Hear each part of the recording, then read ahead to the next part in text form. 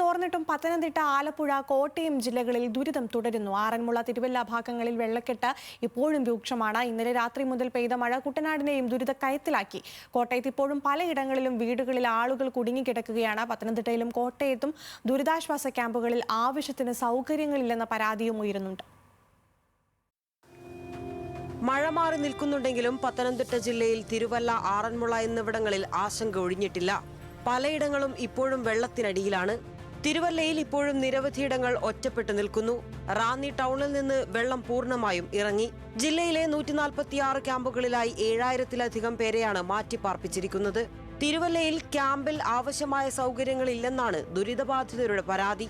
4 ദിവസമായി കുട്ടികളടക്കം കഴിയുന്നത് സ്കൂളിലെ ഡെസ്കുകളിലാണെന്നാണ് ആരോപണം. ഇവിടെ ഞങ്ങൾക്ക് സർക്കാരിൽ നിന്ന് അരിയും സാധനങ്ങളെല്ലാം അവിടെ കിട്ടുന്നുണ്ട്. അതിന്റെ കാര്യം പട്ടിണില്ല ഞങ്ങൾ കഴിയുന്നു. പക്ഷെ അവിടെ വരുമ്പം അവർക്ക് വേണ്ട ഡ്രസ്സും കാര്യങ്ങളെല്ലാം നിരന്തരം വരുന്നുണ്ട്, വരുന്നുണ്ട്, അവർക്ക് കൂടുതൽ സൗകര്യങ്ങൾ വരുന്നുണ്ട്. ഇവിടുത്തെ പിള്ളേർ ഇത് കണ്ടേച്ചാണ്ട് അവിടെ ബിരിയാണി അതിന്റെ മണമുണ്ട്. ഇത് എത്ര സഹിക്കേണ്ടി വരും? എന്തോ ഈ ഒരു സമയത്താണ് രാഷ്ട്രീയം കാണിക്കുന്നത്. MLA പറഞ്ഞ് സ്പോൺസർ ചെയ്താണ് വന്നതും അത് വന്നതൊക്കെ ഡ്രസ്സ് ആയാലും വന്നിട്ടെന്ന് പറയുന്നത്. പക്ഷെങ്കിൽ അത് ഇവിടെ എത്തുന്നില്ല. പലയിടത്തും തെണ്ടിയാണ് നൈറ്റിയും പാവടയും വാങ്ങിച്ചിരുന്നത്. എല്ലാം വെള്ളത്തിൽ കിടക്കുക.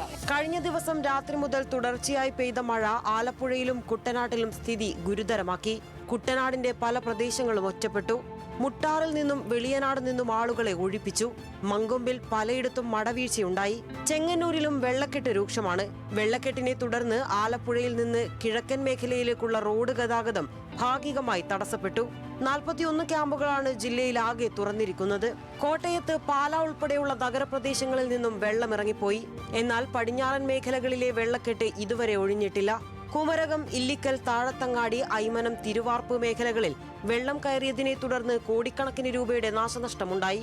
മീനച്ചിൽ, മണിമലയാറുകളുടെ ജലനിരപ്പ് അപകടനിലയ്ക്ക് താഴെയാണ്.